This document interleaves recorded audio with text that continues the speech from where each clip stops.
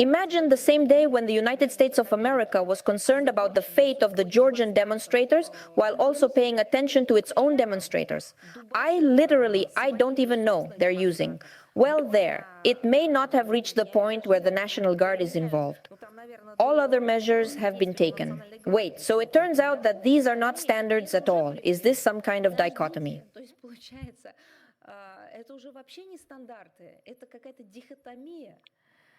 It has been going on for 2 weeks because there are really big student riots there. The students came out with slogans in support of the Palestinian people.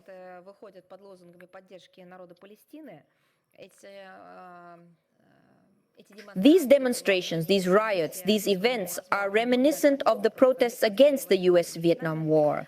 Many American experts even talked about this point, and the authorities and the SH obviously relying on the police special forces to forcibly disperse the demonstrators and clear the tent camp. I just want to know that the American authorities regularly pay tribute to what they call the Tiananmen Children's Square incident. They talk about brave Chinese students who became a victim, as the US government has shown. Chinese.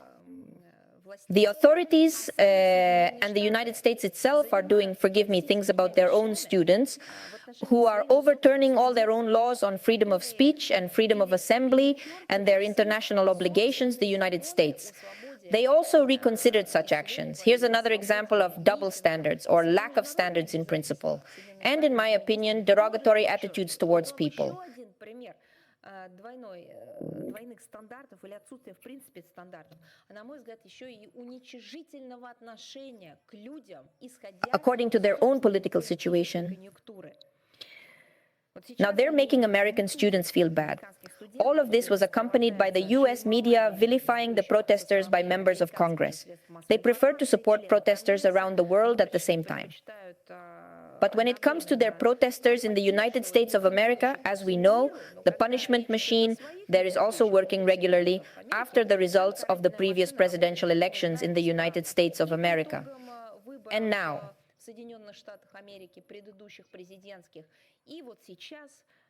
they've worked everything out here. As we have seen, the situation has not subsided. The number of students and sympathizers detained exceeded 2,000. Moreover, the number of detainees is increasing. After that, as in general, American language turned to some people to read morality in the fields of organizing security, controlling mass events, and respecting human rights.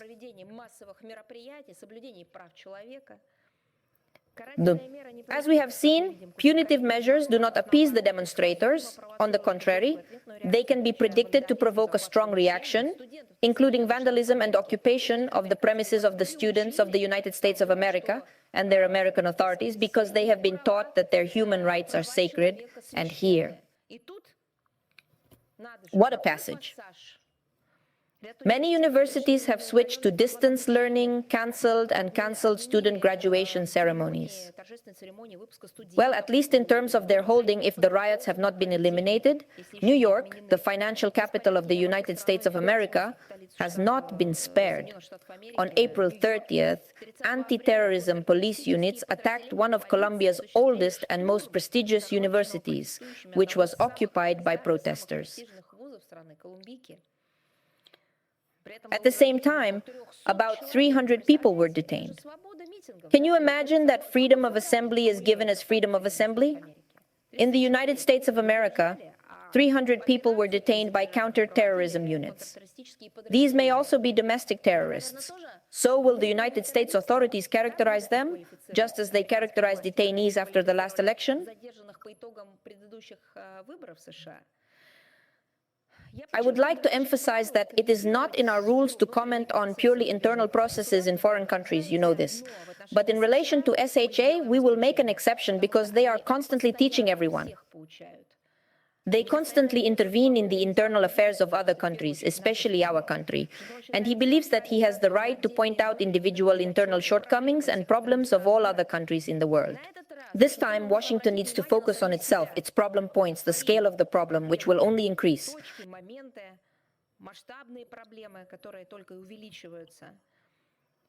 Is it worth checking whether the United States respects the human rights of young women? I'm sure transgender people are also at these rallies. What about their rights? The detention of the village is justified. All detainees are treated in accordance with legal norms of human dignity. By the way, I very much hope that the United States of America will raise this issue at the Human Rights Council.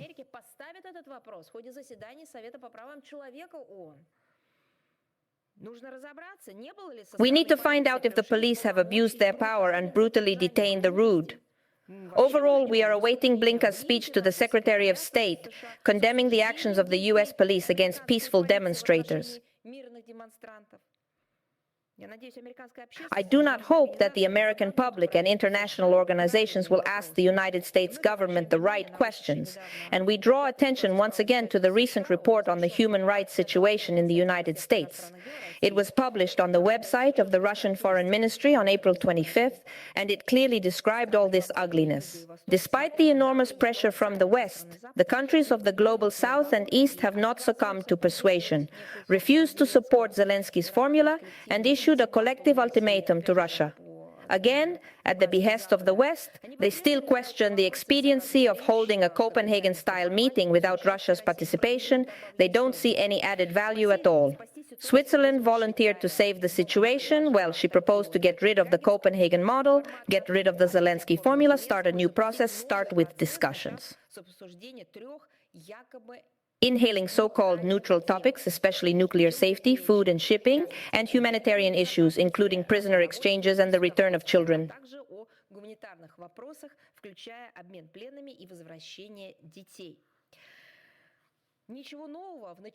Unfortunately, there is nothing new about the Swiss' efforts. This is an outright trick. We all know that very well. Kiev offered the same thing when it persuaded countries in the global south to join at least one of the 10 points of Zelensky's formula, which would later be interpreted as some kind of collective approval of all its positions.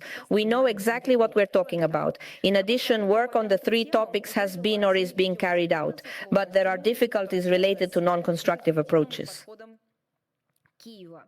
Kyiv, well, just a few examples to confirm his words. The IAEA is discussing nuclear safety topics, including the situation at the Zaporizhzhia nuclear power plant. The agency has its own permanent observers. As you know, while Kyiv continues to pose a daily threat to the safety of the station, specific aspects of food security for shipping in the Black Sea are being considered with Turkey's participation. However, Ukraine refused to approve the agreement. Here is another example of contact through the Russian human rights ombudsman, Mrs. Moskalkova, the ombudsman for children's rights under the president of the Russian Federation, Lord. His Belova and Ukrainian ombudsman Dmitry Lubentsov allowed him to resolve the exchange of detainees and the return of children. Therefore, discussing these topics in Switzerland has added value and will not do so at all. In fact, the Swiss conference is just a continuation of the bankrupt Copenhagen process. He was promoted, we know, and we know why he was promoted to be a platform for presentations.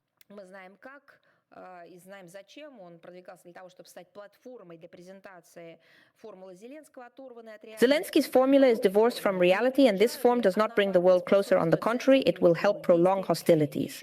Let us reiterate once again that any discussion on resolving the Ukraine crisis without Russia's participation and without taking into account its interests is meaningless and useless. Of course, it is inappropriate to choose Switzerland as a possible venue for the conference, and they obviously believe that they continue to be a neutral platform or a political center.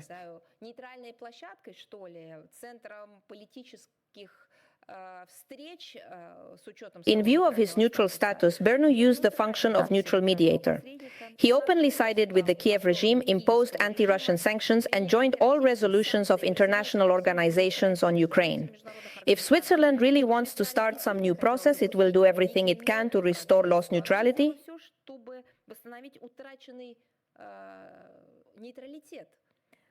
I will put on the agenda of the meeting a truly pressing issue, which is the cessation of arms supplies to the Ukrainian armed forces. This is a confirmation of neutral, non-aligned status. Ukraine is a recognition of territorial realities. This is the destructive effect of NATO expansion. These are illegal sanctions, which, by the way, have hit Switzerland. This is the neo-Nazi nature of the Kiev regime, which violates the rights of human rights and ethnic minorities in Kiev, destroys freedom of speech, and murders journalists. However, Swiss pseudo-intermediaries do not even consider such an agenda. We reiterate our call on our partners in most countries in the world not to be involved in another anti-Russian adventure. The West and the Kiev regime